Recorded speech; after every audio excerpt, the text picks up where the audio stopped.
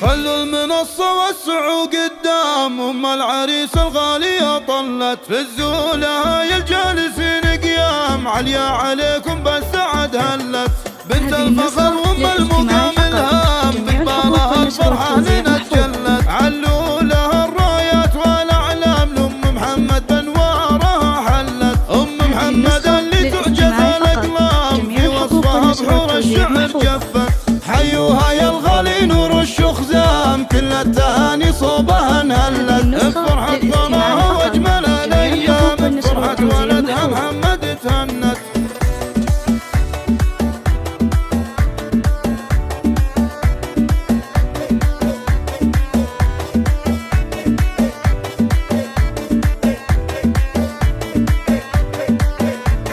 مبروك يا محمد بالاحلام يوم الفرح بشايرها العز وفخامه بالجمال التام ام العريس اخلاقها دلت مثل الاميره والشموخ وسام والعز تاج براسها علت بنت شيخ تشهد الايام لافعاله ومواقفه دلت والاجمل عروسه بعد النسخة للاستماع فقط. جميع الحقوق والنشر والتوزيع محفوظة. طلت وجهها البسام تخجل ملوك الزلة طلت عسى السعادة سايرة الأيام تسبق خطاها وين ما حلت والله يديم أفراحكم بتمام وعنكم عسى الأفراح ما زلت خلوا المنصة وسعوا قدام أم العريس الغالية طلت في الزولة هاي الجالسين قيام عليا عليكم هذه النسخة للاستماع فقط. جميع الحقوق والنشر والتوزيع محفوظة. الفرحة لنا تجلت علوا لها الرايات والأعلام لأم محمد بنوارها حلت أم محمد اللي تعجز الأقلام في وصفها بحور الشعر جفت حيوها يا الغالي نور الشخزام كل التهاني صوبها انهلت هذه النسخة للاستماع فقط. جميع الحقوق والنشر والتوزيع محفوظة.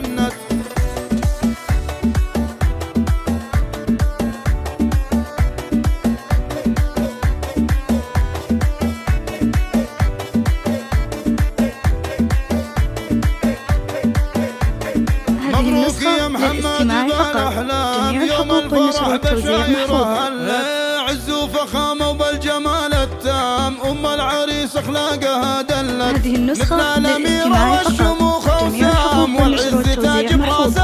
علي بنت شيخ تشهد الأيام لافعاله ومواقفه دلت واجمل عروسة بعد بالانغام مبروك بالمليار ما قلت نوره طلت وجهها البسام تخجل ملوك الزلة طلت عسى السعادة سايرة الأيام تسبق خطاها وين